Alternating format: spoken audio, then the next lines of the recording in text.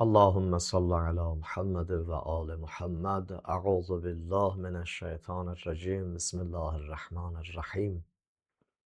Ve bihi nesta'in innehu hayru nasirin ve mu'in ve sallallahu ala rasulihil amin. Amma ba'd, Rabbi şrah li sadri ve yessir li emri ve ahlul ugdeten min lisani yefkahu kavli. بحق فاطمة وأبيها وبعلها وبنيها والسر المستودع فيها. اللهم صل على محمد وآل محمد وعجل فرجهم. Allah mübarək bu ayın, mübarək bu cüməsin hamımıza mübarək qərar versin və bizi bu ayların, bu günlərin feyzindən binəsib eləməsin. Ömrümüzün axır bu mübarək ayı və axır cüməsi qərar verməsin. Bizi də bu mübarək cümə günündə Mövlanın gəlişi ilə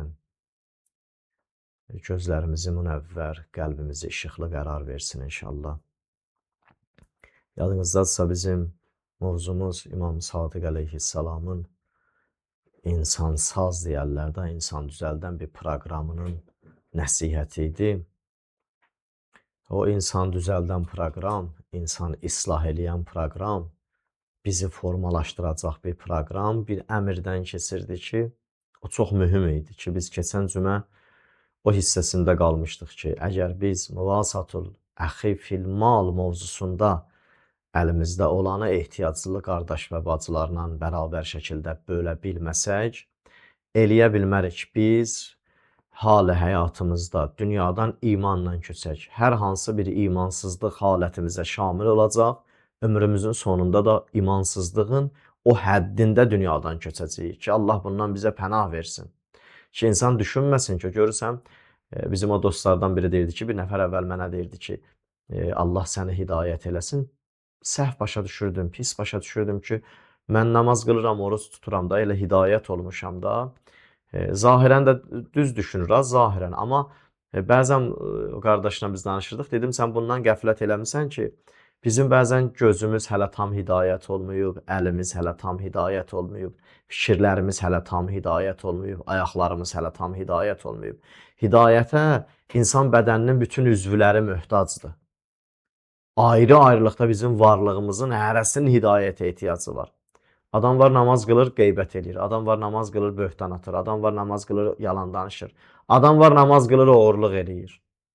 Adam var namaz qılır, söyüş söyür. Olmur bəyən belə şeylər? Olur. Yəni məsələsi budur ki, görürsən onun hələ dili, ya gözü, ya əli, ayağı, düşüncəsi, hər hansı bir şeydə məsələn görürsən, hidayətdən kəmdir. Odur ki, İmam Sadiq ağanın bu nəsiyyəti budur ki, hidayətin ümumi forması ki, sizin hali həyatınız, bütün vücudunuz, varlığınız hidayət tapar, gərək müvasatul əxi filmal. Buradan başlayasınız özünüzü formalaşdırmağa. Buradan başlayasınız özünüz üçün bu proqramı həyatınıza tətbiq eləməyə.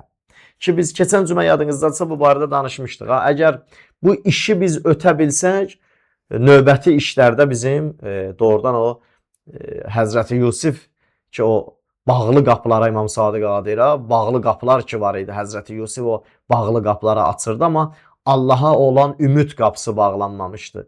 Biz doğrudan bu işlərdə müvəffəq ola bilsək, Allahın o bizim üzərimizə qoyduğu ağır məsuliyyətlərdə Allahın rəhmət qapısına tərəf qaçsaq, Allah onu bizim üzərimizə açacaq. Özdə baxın, tarix həmişə görsədib ki, o adamlar ki, məsələn, tarixin o şəxsiyyətləri ki, bizə bir xüsusi əmr və göstəriş veriblər, biz ona riayət eləməsək necə olar? Elə tarixdə o məsumların özlərinin ətrafında olan insanların həyat cərgəsinə baxın, həyat prosesinə baxın, onlar görün necə məğlub oldular. Hətta ömürlərinin o axır vaxtları olmuşdu ki, onlar bir an qalmışdı ki, onu ötə bilsəydilər, eləyə bilərdilər.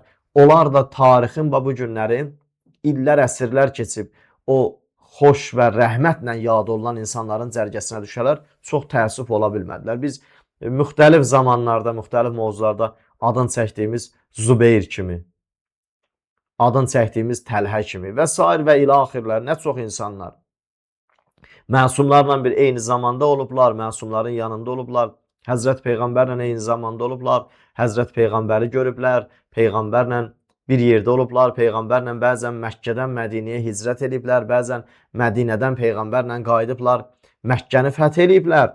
Amma bəzi zaman keçib axır addımlarda müvəffəq ola bilməyiblər ki, Allahdan istəyək, doğrudan Allah bizi o aqibəti o cür olanlardan qərar verməsin. Görürsünüz, bunların da məğlubiyyətinin tarixi araşdırmalarını eləsək, biz tarixi təhlillərinə baxsaq, görərik ki, bunların da hər hansı bir nöqtədə o işlərə riayət eləməyiblər. Axır aqibət sona xeyirlə çatmayıb.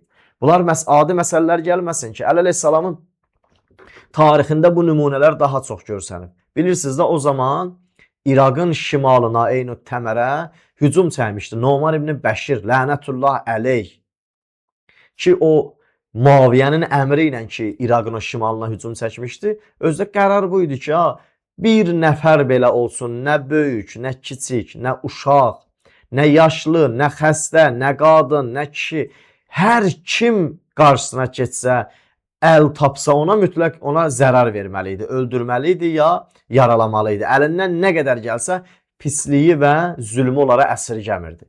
Bu Numan ibn Bəşir, bu lənətullah əleyh, bilirsiniz Numan ibn Bəşir kimdir? Bəzilərimiz də elə o Muxtarnamə filmində o hissiyə baxmışsınız da, Muxtarın qaynatası olur o.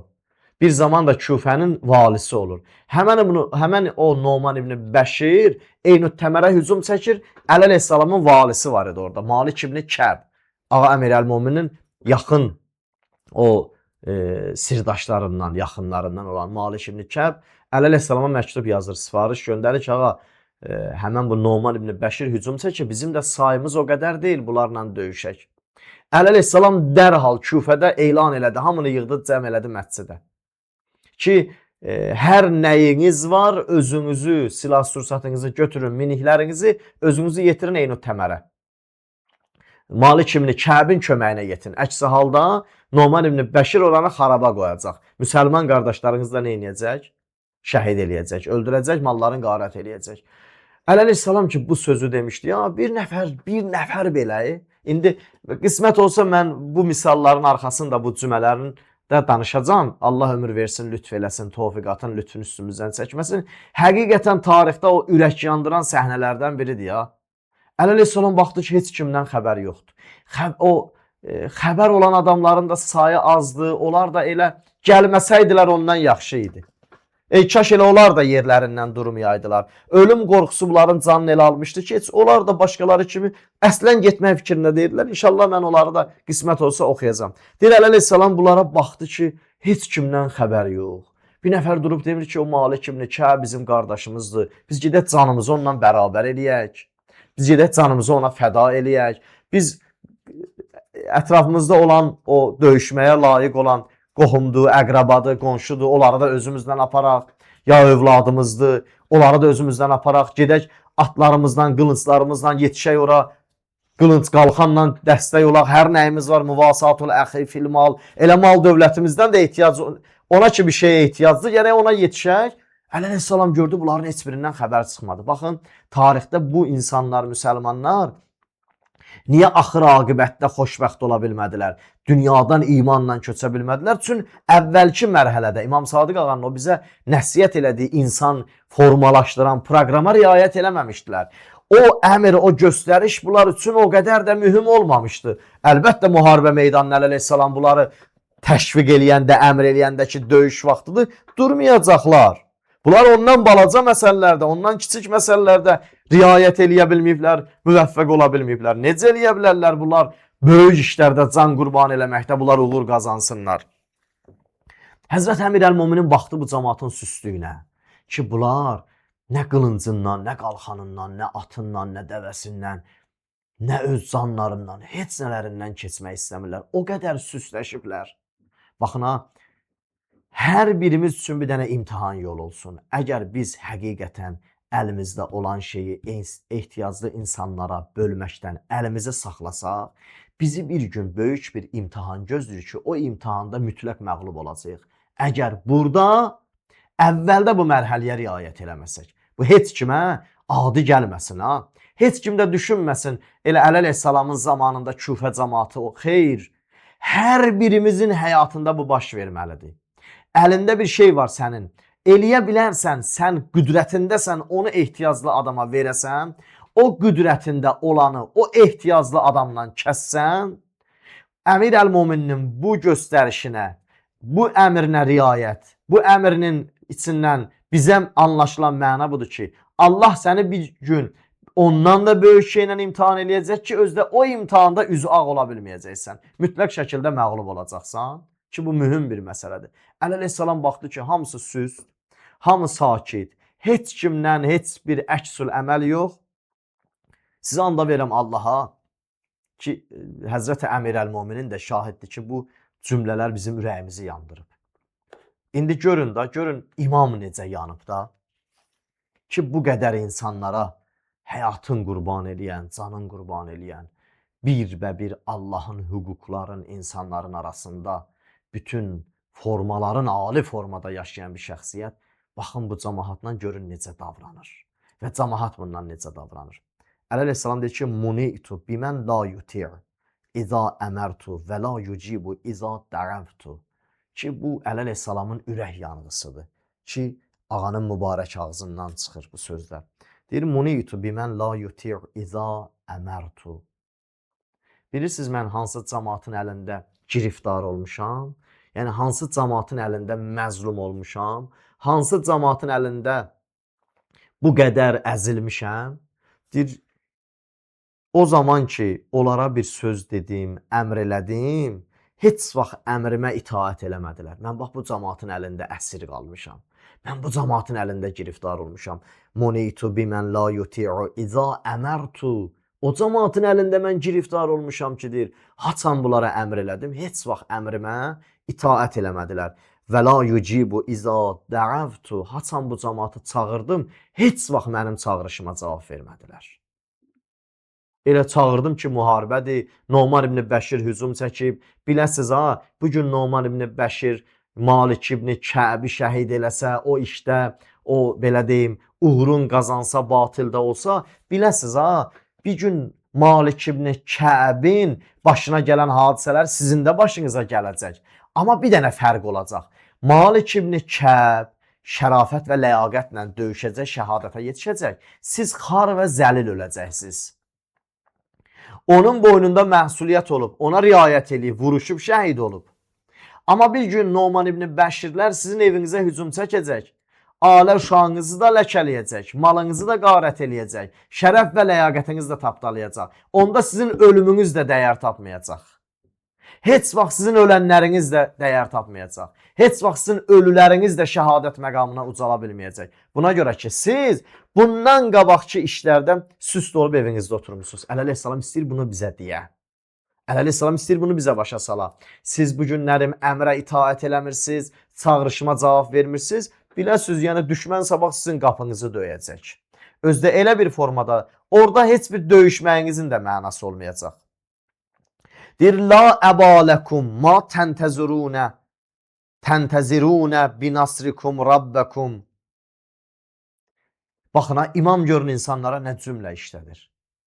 Bu qədər insanlarla mehriban, insanlarla ədəbin ən son həddində davranan, insanlara ehtiram qoyan, insanlığa diqqət eləyən kişidir ki, la əbaləkum ma təntəzirunə binasrikum rabbəkum. Ay atasızlar. Əlbəttə, bunun da bir neçə mənası var. Ay atasızlar budur ki, yəni siz böyüksüzsüz, başsızsınız, özünüzün bir böyüyünüz yoxdur. O bizdə deyərləri, böyük kiçik yeri bilməyən adamlar. Nə söz deyərsən eşidər, nə kiminsə sözünə qulaq asar. Deyir ki, ay atasızların mənası bilsən nədir? Yəni siz böyüksüz adamlarsınız da, bir mənası budur.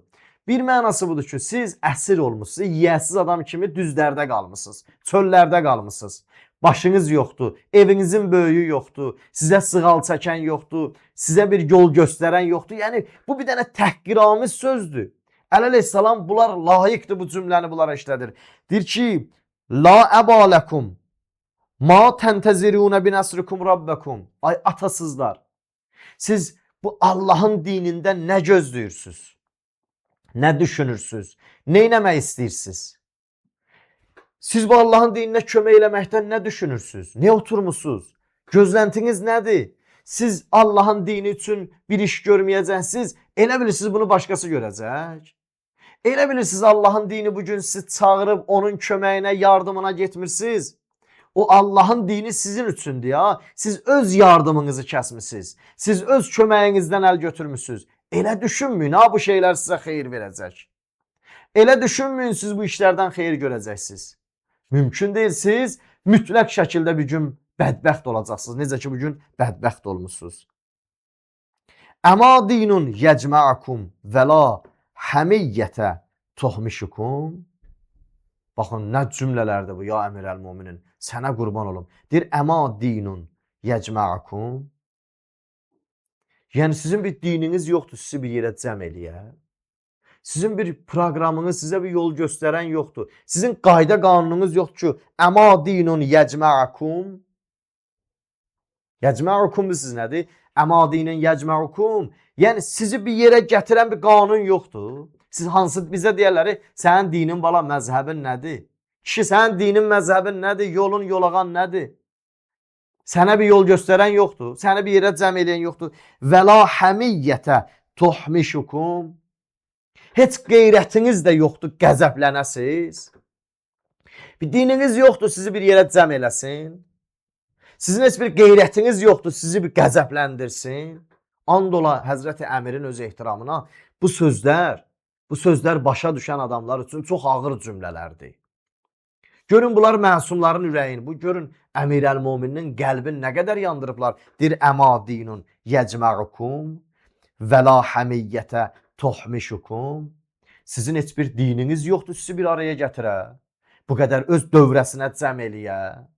Sizin bir qeyrətiniz yoxdur, qəzəblənəsiz. Görsən adamlar var, indi də var. Görsən bir yerdə görsən biri Allahın dininə zülm eləyir. Biri Allahın dininə qarşı hörmətli eləyir. Biri Allahın hüquqlarını pozur. Sən onun məsələsini istəyirsən, onu faş eləyəsən yanında. Onunla onun ya qohumluq əlaqəsi, ya bir iş bağlantısı, ya bir qonşuluq əlaqəsi, ya hər hansı bir şeydə dünya bağlılığı var. Görürsən səsini çıxartmır. Bəzən bu cür adamları biraz çox danışdırırsan ki, bəlkə başa düşməyib höccəti tamamlayasan. Görürsən yox, əsla və əsla sanki lal olub. Sanki heç danışmaq qabiliyyəti yoxdur.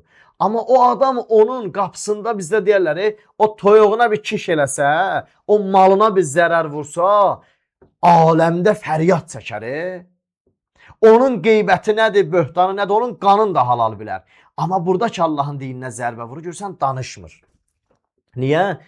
İstəmir ondan münasibəti pozulsun. Birdən o işlər ki, bu onun əleyhinə danışılan yerdə o sözə qoşulub. Amma başa düşmür ha. Əleyhissalam bax bu adamlara deyir. Əma dinun yəcməukum. Sizin heç dininiz yoxdur, sizi öz başına cəm eləyə. Yəcməukum. Yəni sizi dövrəsində yığada bir yerə gətirə ki, siz vəhdətdə olasınız. Heç bir qeyrətiniz də yoxdur, qəzəblənəsiz. Adam var görürsən, sən nə qədər danışasan, bir dənə məzlumun haqqından, Allahın dininin məsələlərindən, onun hüququnu pozanlardan, onu tapdalayanlardan görürsən heç tükü belə tərpənmir. Əleyhissalam bunlara deyib, ay atasızlar, ay böyüksüzlər. Əleyhissalamın ürəyi yandırıb bu cəmaat. Yəni bu cəmaat hər zaman var və olacaq. İmam Sadiq ağa deyir ki, bu işin əvvəli bilirsən hardan başlayır? Muvasatul əxi fil mal. Əlində olan, qüdrətində olan şey ehtiyaclı adamdan kəsmə. Yoxsa Əleyhissalamın bu saydığı adamların cərgəsində sən də olacaqsan. Ki, necə ki, indi cəmiyyətdə daha çox adamlar elə bu cərgədədirlər. Ki, heç vaxt, heç nəyə qəzəblənə bilmirlər. Ta özlərinin, öz maraqlarına uyğun məsələlərdə bir müxalifət görməyənə kimi. İnşallah qismət olsa, növbəti cümə mən Əleyhissalamın mübarək ürəyi yanan halda dediyi sözləri siz əzizlərin nəzərinə oxuyacam. Allah tövfiq və lütf eləsə, tövfiqatın bizə lütf eləsə. Və səlamu aleykum və rəhmətullahi və bərəkatuhu.